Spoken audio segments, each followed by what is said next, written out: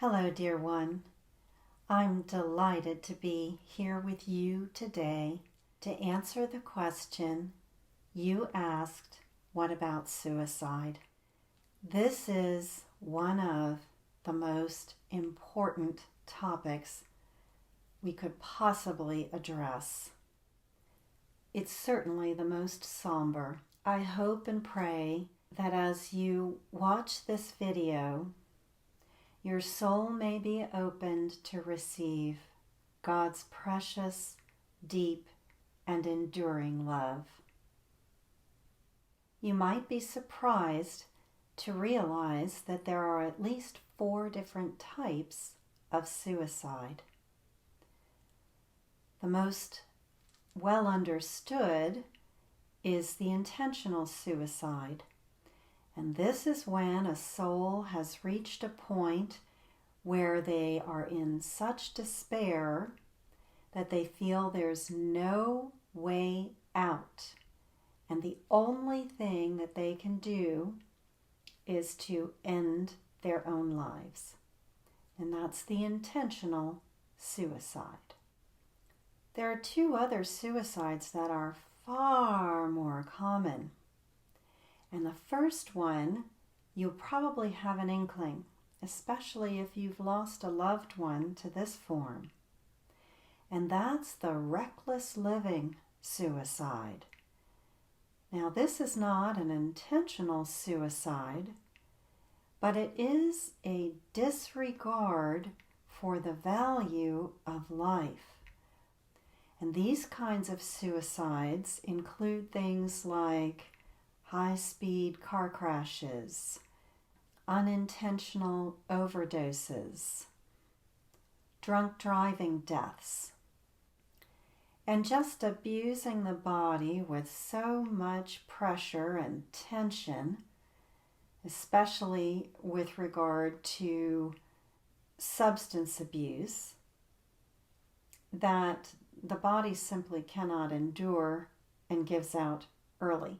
The third type of suicide is even more common, and this one you may not realize is actually suicide. And that's the slow death through the constant ignoring of the signals that your body is sending to help you understand how to live and be in the world. These kinds of suicides include people who never get enough sleep, not for lack of trying. So please relax if you suffer from sleep disorders. I'm not talking about that. Although it would be a good idea to tune into the body and see if one can discover what the body needs in order to rest. But I'm talking about people who just push and push and push themselves. We call it burning the candle at both ends, where they just simply drive themselves to death. Not enough rest, or they don't take good care of their bodies, don't give it proper nutrition, don't get enough exercise, smoke cigarettes, smoke cigars, engage in these kinds of behaviors that are really a long, slow, drawn-out form of suicide. And they really indicate on an underlying level a lack of self-love, self-worth, and value for the life that we have been given. Also falling into this category can be other forms of self-abuse, such as extreme overeating. These are slow forms of suicide. Now, that does not mean that if you are engaging these behaviors, you're going to hell. So please, let's just take that off the table right now. This is a little bit of a complex issue. But I call that third kind of suicide the careless suicide. It's not that you really don't care, but it's that your actions are indicating a carelessness toward your body. The fourth kind is an assisted suicide that generally occurs near what would be the natural death of the body. But for varying reasons, some people choose to end their lives early. This is also a form of suicide, and it's very serious. All four forms of suicide are out of harmony with God's love, even the assisted suicide.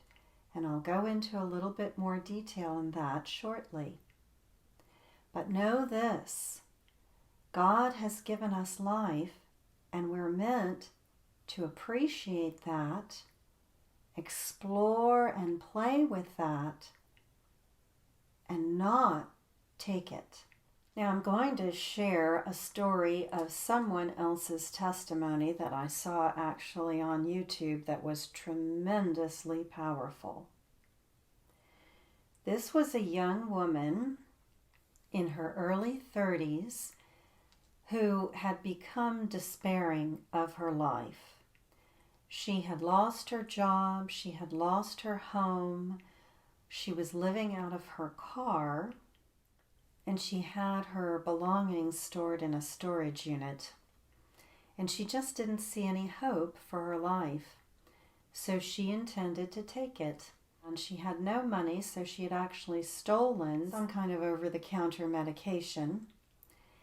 And she went into her car and she took the whole bottle. So she was really going to do herself in. And just as she feels her body beginning to shut down, her soul comes up and gives her the presence to ask a very important question. God, will I go to heaven or will I go to hell? The response she got was so indicative of God, so pure, so perfect, so direct. And he said, I gave you life. If you take it, you depart from me. That's simple. He didn't say, if you take it, I turn my back on you. He said, I gave you life. If you take it, you depart from me. God is life. God is love. If we take life, we depart from life. We depart from God. And that means that our experience is going to be what it is like to exist without God. And that's the very definition of hell right there.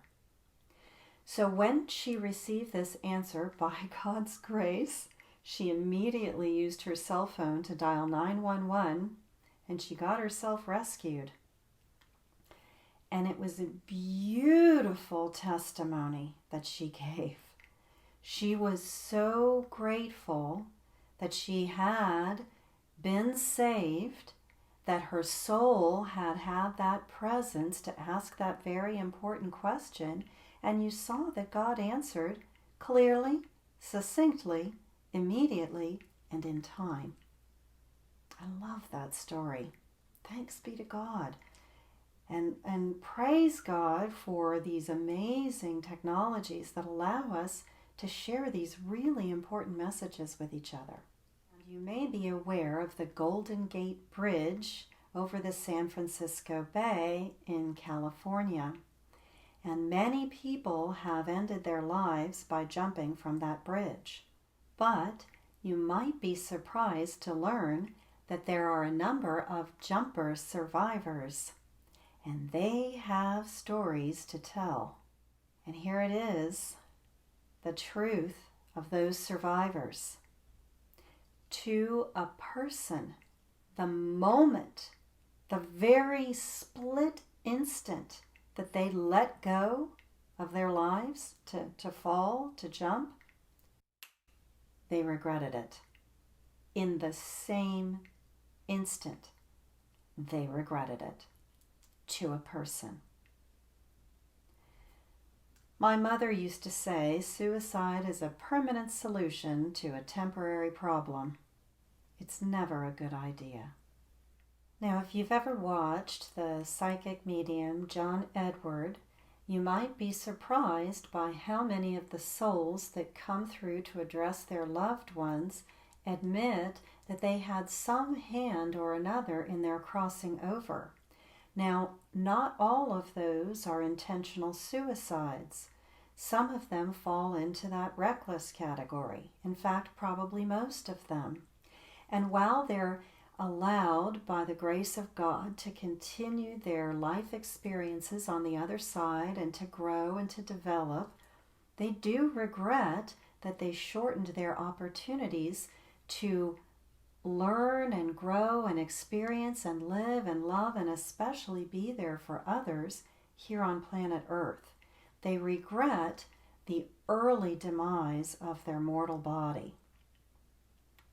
The most surprising, of course, would be the careless or slow death, as I've said, and those have all different kinds of consequences based on the pressures and stressors, but primarily based on the soul condition of that person. But just know this, that if we are engaging in behaviors that are not caretaking behaviors, on some level, we are in need of a greater portion of God's love. But this is not to scare anybody or make anyone feel guilty or cause anyone to drown in feelings of regret. No, all of those are heavy and will pull you down. And that's not the intention of God and His love ever. This earth experience is a playground where we really and truly are safe exploring in almost unfettered free will. So please let us take a page out of God's plan book and don't look back. God doesn't ever allow us to go back. We're only allowed to go forward. So please, if you're having a personal epiphany at this moment about some surprising news about maybe you're on the slow suicide track, don't look back for half a second. Don't blame yourself. Don't judge yourself. Don't feel bad about it.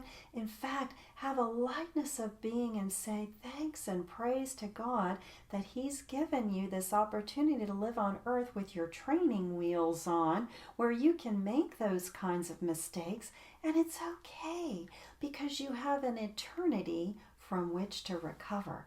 But let's just go forward from this point and improve now. And we don't do it alone. We pray for God's love. We receive that love. The lightness of being begins to flow in along with God's love, and mercy and compassion and grace and peace, and these activities that were not in harmony just begin to fall away very gently but very surely. So please let's know that's the mode that we want to go forward with. So let's talk a little bit about the concept of assisted suicide. Now, I feel very strongly about this topic.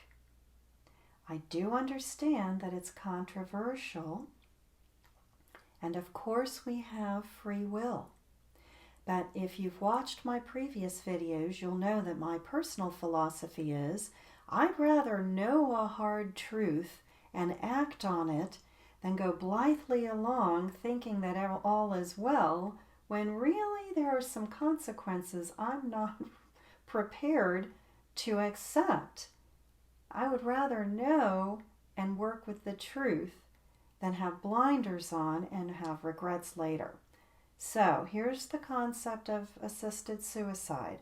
Apparently, you're near the end of life, systems are shutting down, you don't want to deal with maybe medical bills or a long drawn out hospital stay, or maybe you've convinced yourself that you don't want to put your loved ones through it, or maybe you just don't feel like going through pain.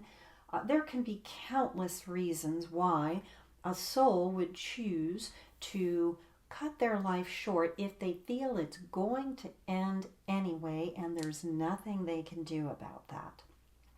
And they're logical and they're very likely completely reasonable. So I'm not looking at it from a perspective of judgment. And remember, God loves us unconditionally and doesn't judge us and doesn't punish us. It is we ourselves who, when we drop our mortal bodies and cross into the world of spirit, find ourselves in a place of habitation in alignment with our soul condition, and then we may come to understand a broader context and a broader realization of the consequences and interconnectedness with the rest of life of the choices that we make. And if we've made an inharmonious choice, then we will come to regret it. Taking life is an inharmonious choice. Even if we're near the end of life. No, I'm going to change that. Especially if we're near the end of life.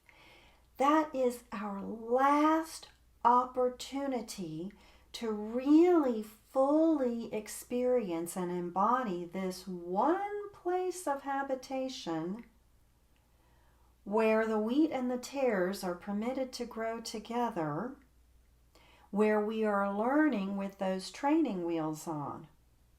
We do not want to cut it short. Many people find themselves coming to God in a much deeper way at the end of life, and also realize that's a rich opportunity for blessings of God's love to flow to you as well as flowing through you into the lives of your loved ones, your caregivers, and all who will witness your passing. We are here to live and learn and progress. And end of life circumstances hold a treasure trove of opportunities to grow and develop all the way to the point of death.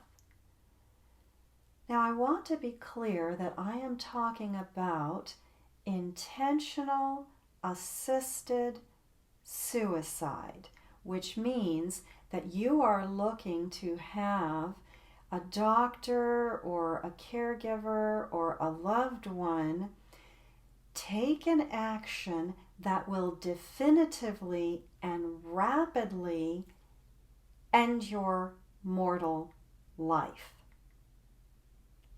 There are other options available at the end of life that I do not put into the category of suicide.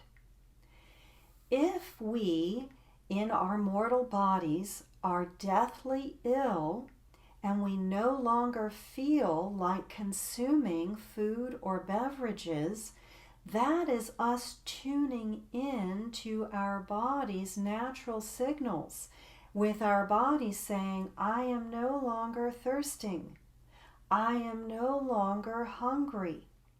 If the body is sending a signal that it is no longer thirsting and no longer hungry, and we choose not to drink or eat, we are following the natural rhythms and cycles of our body. And if we say, no, therefore, I don't want the intravenous feeding tube because my body is telling me it's no longer thirsty, it's no longer hungry, that's completely different. That is the soul saying, I'm honoring my body's signals and I'm turning away from the human concept of what it means to caretake a mortal body at the end of life. That's different. And again, I'm not making a judgment. If you do want to take the intravenous fluid, that's fine. Perfectly fine. I'm saying those kinds of choices are harmonious, not saying, oh, I'm going to immediately end the life.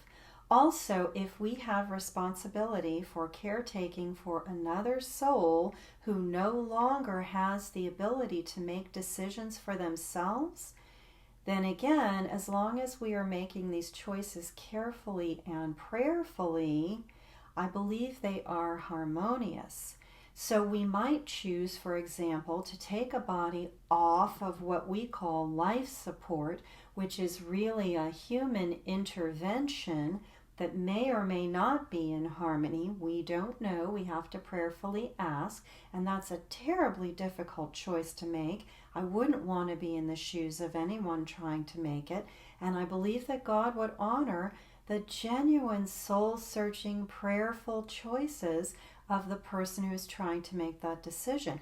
But again, taking a body off life support is completely different from actively engaging to end the life of that body. Not the same. One is harmonious, one is inharmonious. And there are various permutations of this concept between, are we receiving medical care because we want to, or as a caregiver we feel it's important to do everything we can for this body.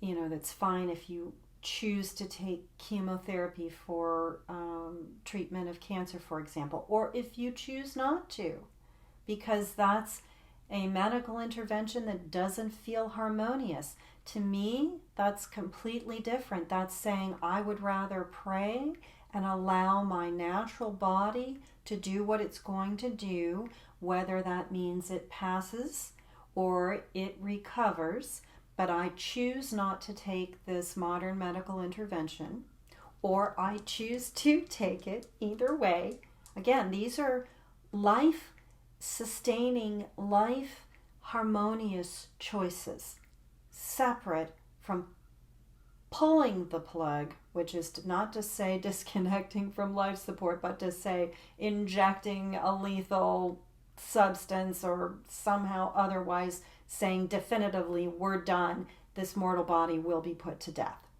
That's suicide. That's what's not in harmony with God's love. That's what's taking a life. That's what is denying the soul the opportunity to progress with the end of life blessings. And again, remember, we're interconnected here, so the choices that we make at end of life are also impacting our loved ones and our caregivers for love or the lack of love.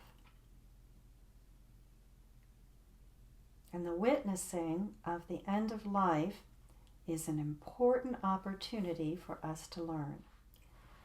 Now I want to circle back and address the poor suffering souls in the first category, the most well understood category about suicide, and those are the souls who are despairing.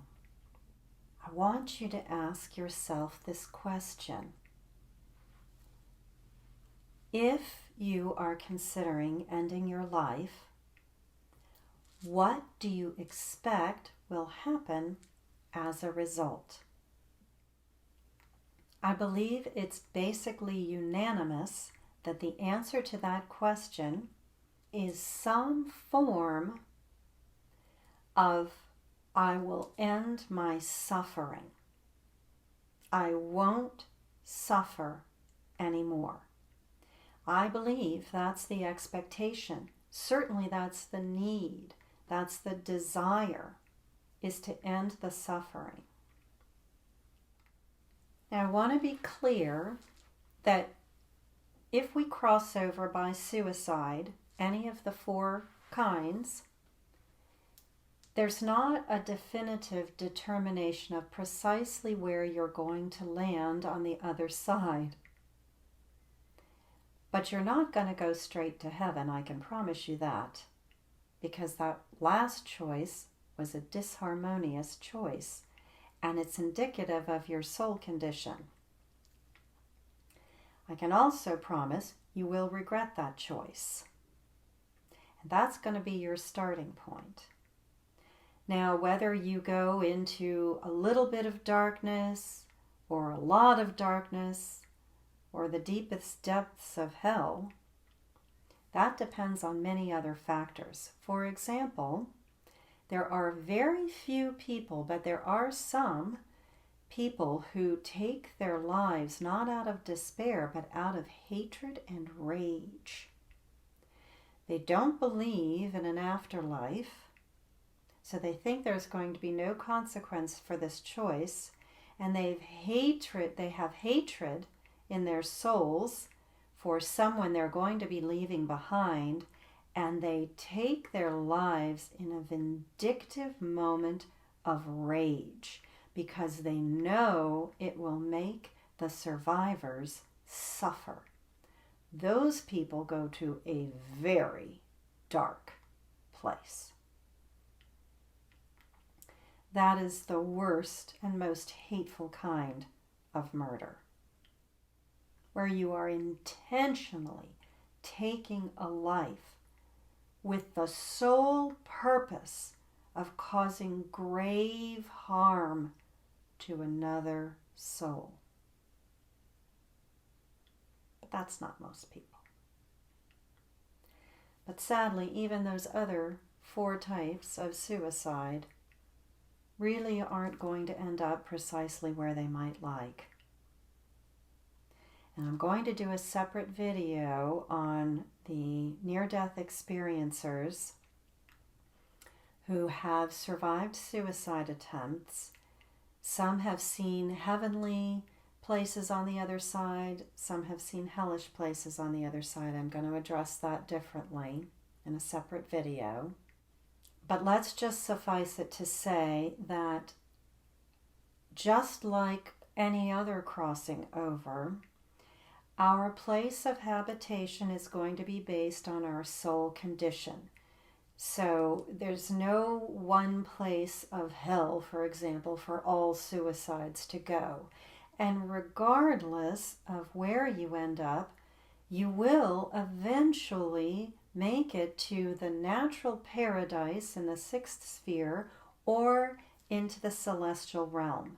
There is no unforgivable sin.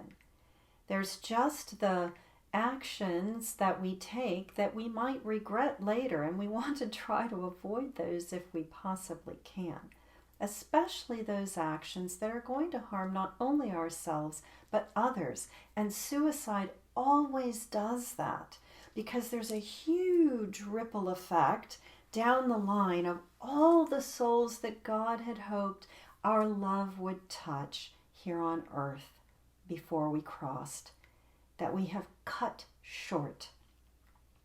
We don't want to set ourselves up for that kind of regret. We want to grow and progress. So whatever our expectations may be, whatever we're suffering here on earth, whether it's financial or it's emotional or it's mental or it's physical, whatever, or it's all of those, whatever situational circumstances we're experiencing that we feel we just can't tolerate anymore, if you think you're going to make it better by intentionally ending your life, even ending it early, as I said, with assisted suicide near the end of life, you're not going to make it better. You're going to cross over with all those exact same conditions of soul, plus the added kink in the works of you having intentionally taken your life. Remember, God said to that beautiful young woman, I gave you life. If you take it, you depart from me. Let's not do that. So this begs the question, how do we endure our challenges? If we've come to this place where we believe that taking life is never harmonious with God's love, but we're in a situation where we feel we cannot endure, what can we do?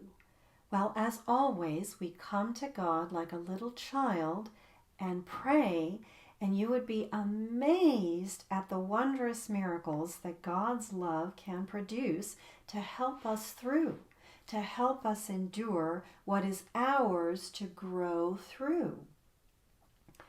God can anesthetize you. God can take away your pain in various ways. And some other miracles can even happen, like when my father was at end of death, I think he was okay because he had cancer and he was given morphine, but he actually declined the morphine because he didn't like the way it made him feel.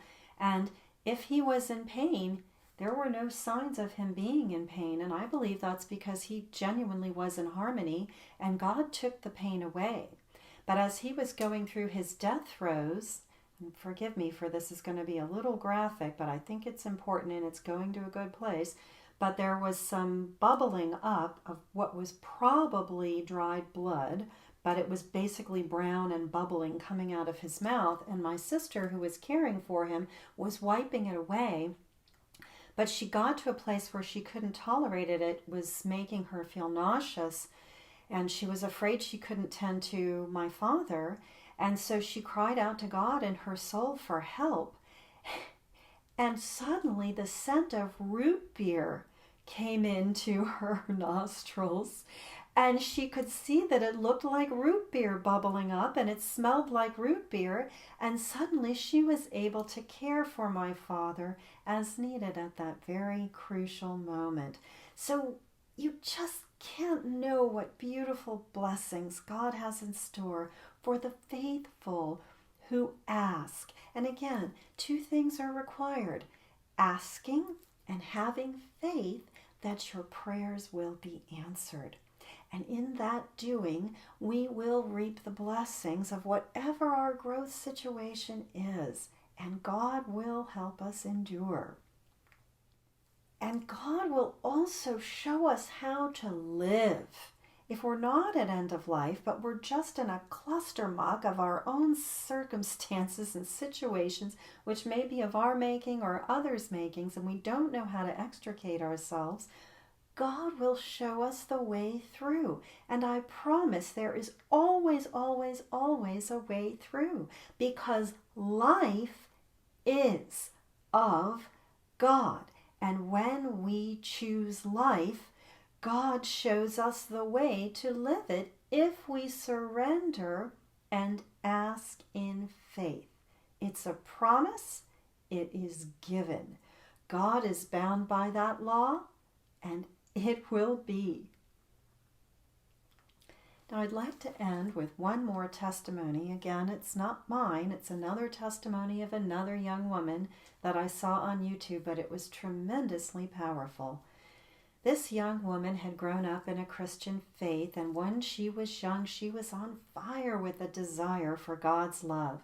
So I trust that she had some of God's divine love in her soul. But as she came into her early 20s, she fell away from that and she began to experience a longing for an earthly, materialistic life.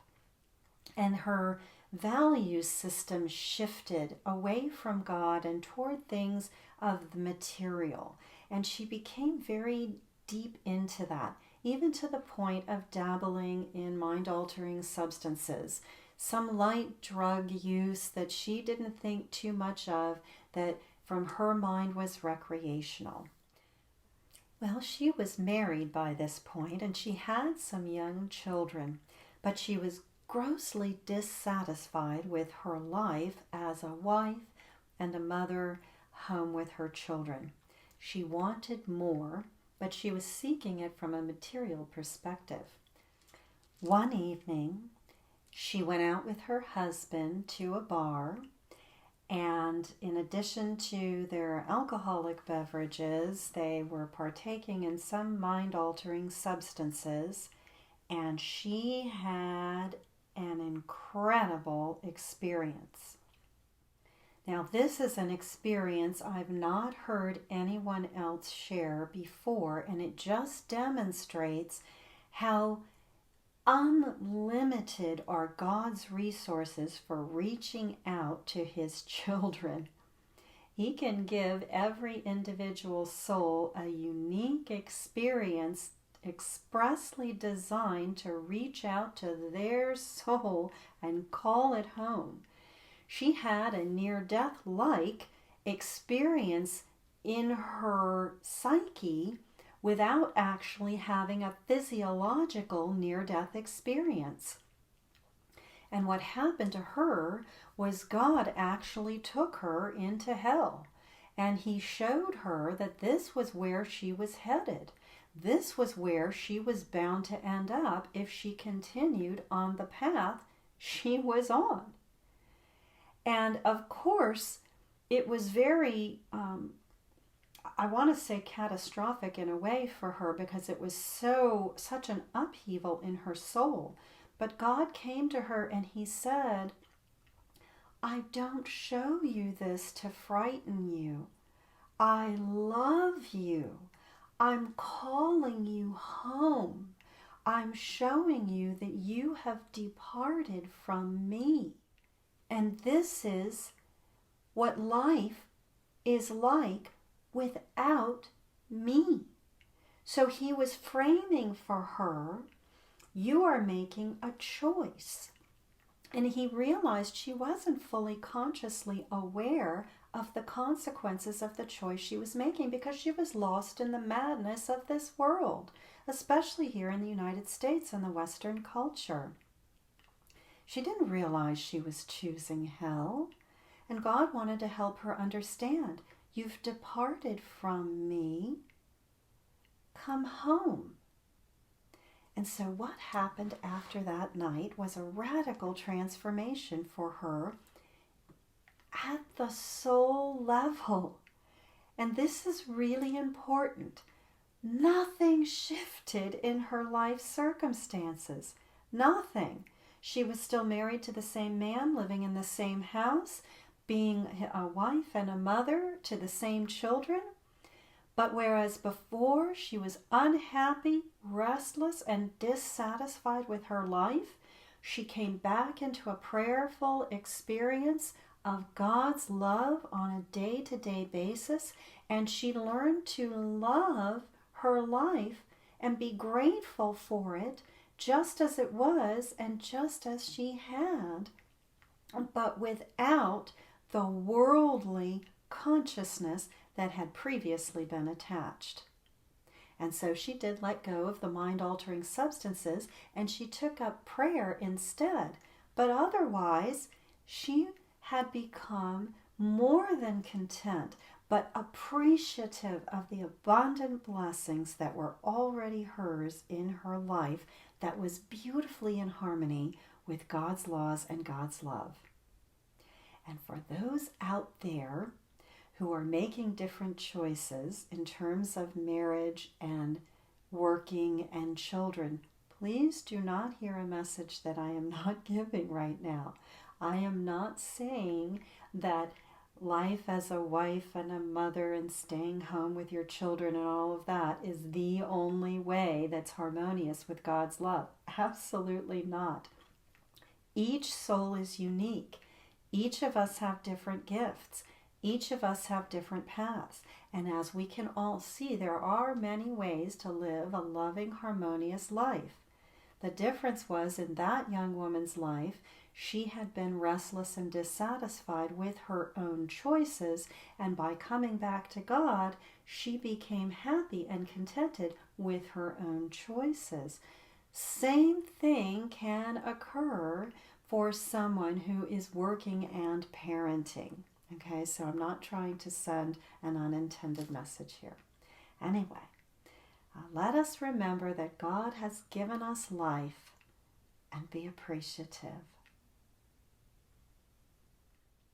I love you. God loves you. Take good care.